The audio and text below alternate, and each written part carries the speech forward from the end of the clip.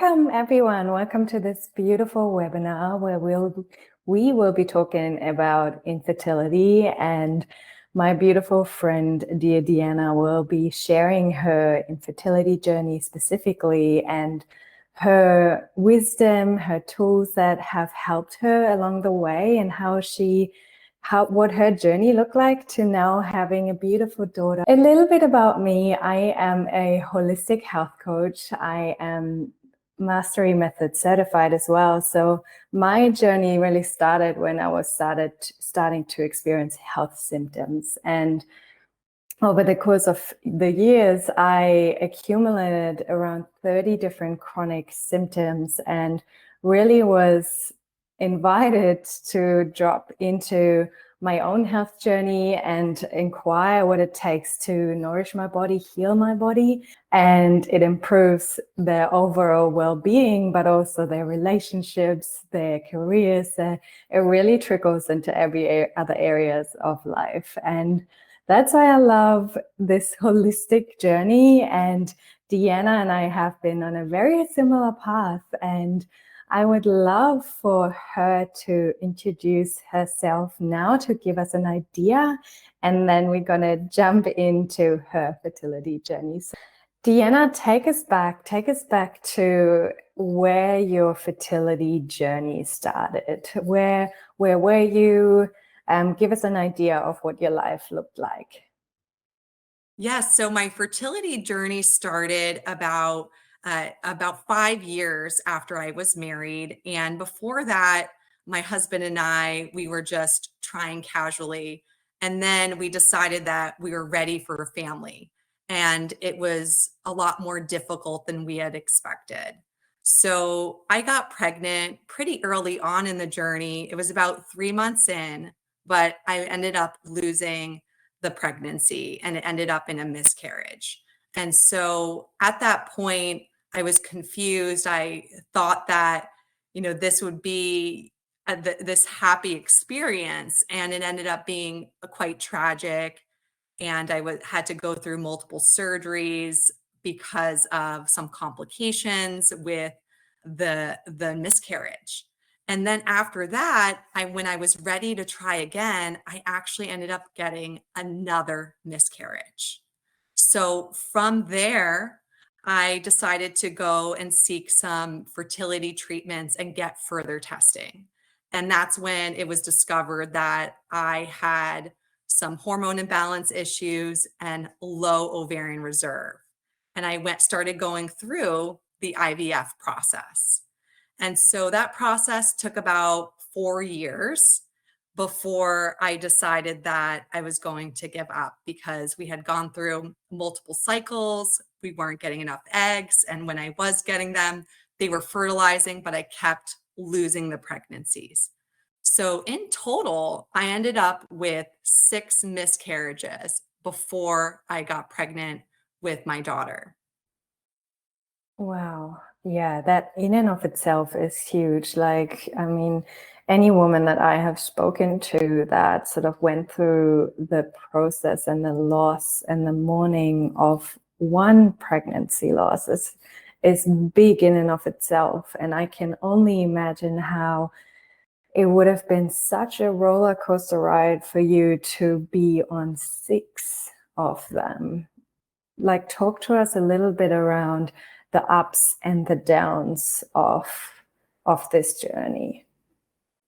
So at first, I was in my circle of friends, I was one of the first ones who was starting a family. But so there, I didn't really have much support from my friends.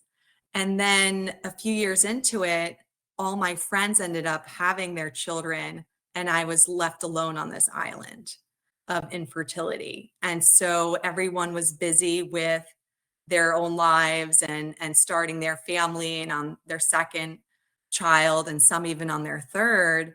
And I was here just wondering, what was wrong with me? Did I do something to cause these miscarriages? Was it something I ate? Am I too stressed at work? So I really put a lot of this blame on myself.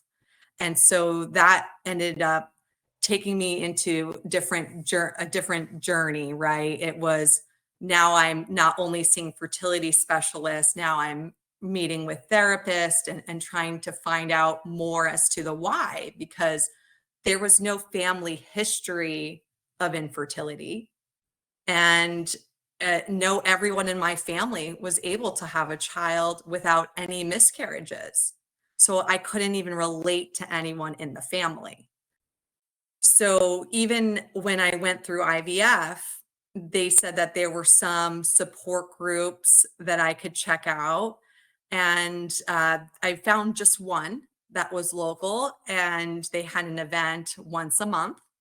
And I showed up to the first event, and there was no one there.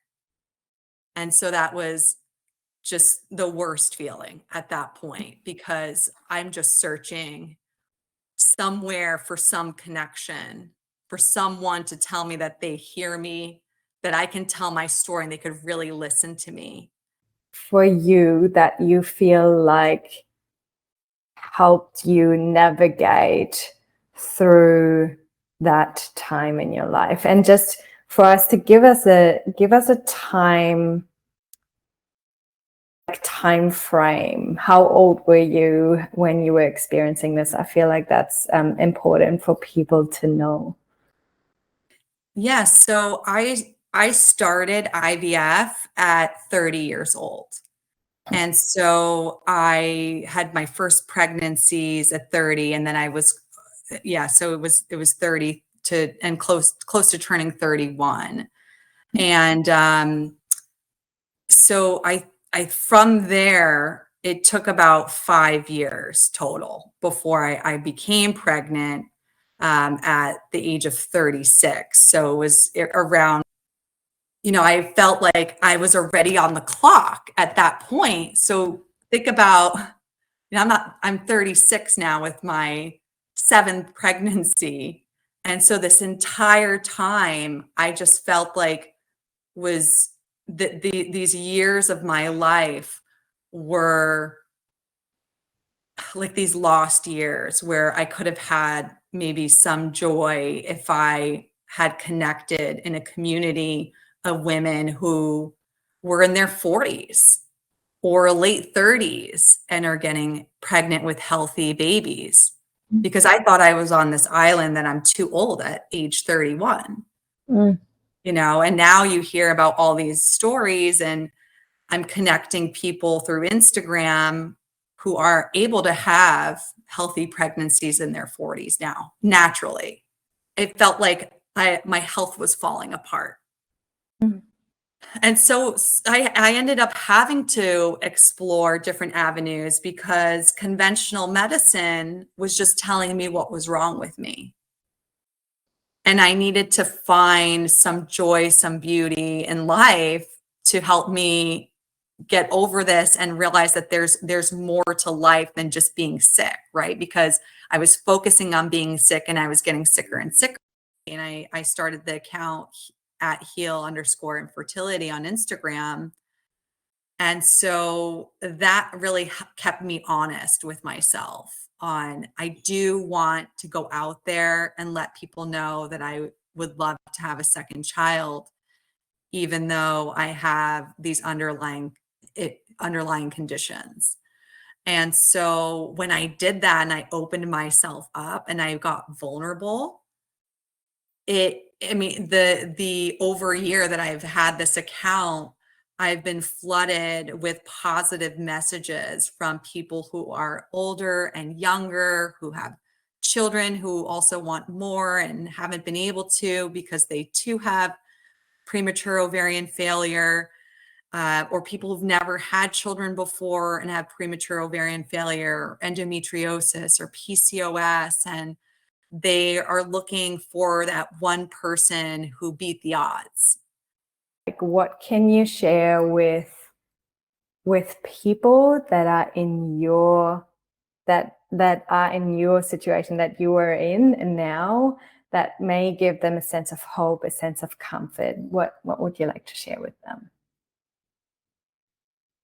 I believe that we're not infertile because it's our fault. And when you really truly believe that it's not your fault, it's not in your genes, I mean, obviously there might be some accidents that might happen and it could lead to some physical issue, but if in the case of a PCOS or endometriosis, uh, premature ovarian failure, that's not bad genes and that it's not your fault. It's nothing that you ate or didn't eat. And it's not an exercise or, you went swimming one day and something, no, it's none of these factors, right? It's not your fault. You are at the perfect place at the perfect time. This is your opportunity to learn more about yourself. And this infertility journey ended up being the best thing that's ever happened to me, because now I'm pursuing my life's purpose and being able to help others and being involved in companies like SindyXR, where we have this purpose.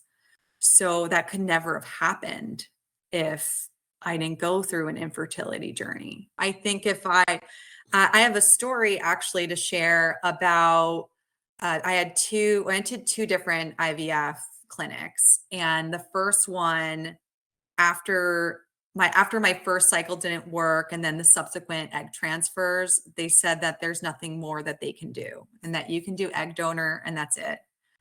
And so I went to the egg donor orientation. I got the packets and I was ready to mail in the check and start to look at this profile of women who are offering their eggs. And I broke down. I couldn't do it. I just felt like this is not for me. I know that I can heal. I know that there's something that's wrong that I can heal from. And so I decided to do some research and I found another doctor who specialized in premature ovarian failure and IVF. And at our first meeting, she said, as long as you're getting a period, you have a chance of having your own child.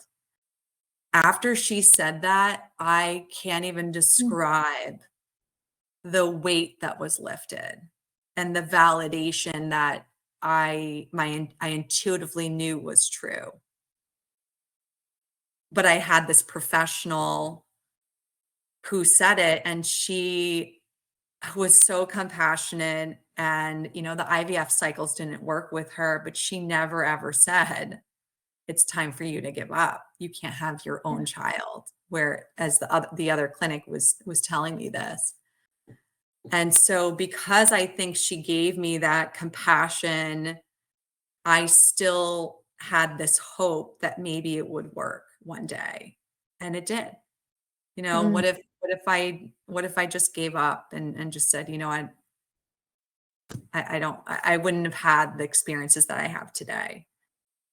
Yes. Yeah, absolutely. And, that's coming back to what you said earlier. Like, I just wonder what it would be like if, I just imagine this candle and I just wonder if we were to come back to coming together, even if it's through online spaces such as SindyXR, and just be there with one another and like give each other this sense of the lit candle, like just passing it on from like one being to another in a sense of hope. Like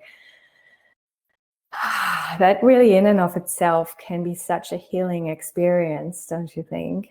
Yeah, I think so. Yeah. I love the analogy you used about lighting the candle and passing it on. And that's exactly the feedback that I'm getting, why I continue to share my story and why I think it's important, because of these small rays of hope and that someone can get by reading my story. And Wow, like you are such a resilient woman, like such a strong, resilient woman to not be accepting your diagnoses, but to run with this sense of, I know that there is something greater, that there is greater well-being out there for me. And to fully invest in yourself in that way, which, yeah, I really acknowledge you for that. So what do you feel like you want to leave listeners with as we wrap up this beautiful webinar? What is something that you would like to make sure they walk away with? That there's always a community out there, and there's always someone else that is out there that's going through what you're going through. There's so many people out there, and it's just about finding those connections, and that these chronic illnesses are not your fault, and that you can heal. Amen to that. Yes, so much yes. Thank you, Diana. Thank you for sharing your story so vulnerably, so authentically. And yeah, I truly hope that this candle is getting passed on to everyone listening. So thank you. Thank you, Annika.